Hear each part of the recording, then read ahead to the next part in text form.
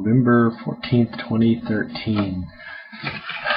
Song was brought up, or actually I was thinking of the song, but Hank Williams. And he did a song in 1947, Moving On Over. And I was trying to remember, because I remember distinctly when I worked at the chicken factory, KFC, going to work and singing that song, Moving On Over.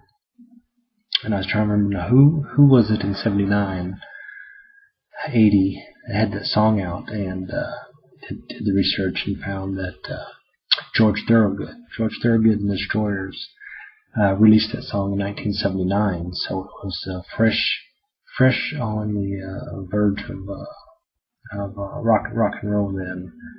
But 1947, that's quite a few years before. I think 47, 79. What is that? 32 years previous.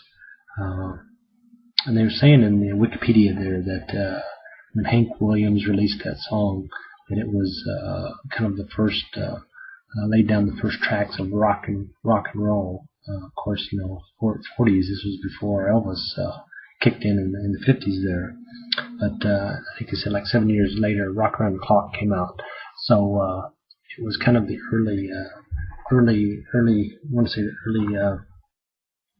early version of what led into rock and roll. So, and what brought this about is that Gordon said that Hank Williams III, the grandson of Hank Williams, is in the news. I said, well, yeah, he was just in town. I remember reading something that he was doing a show here in town, and different in reviews, and how different he is from his old man, which is Hank Williams Jr. And everybody kind of sets their own trends, but interesting. But yep, Hank Williams.